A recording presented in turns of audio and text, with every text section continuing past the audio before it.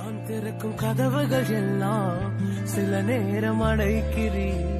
கோபத்தால் பகைத்தாலும் தேவன் நீர் நகைக்கிறீர்.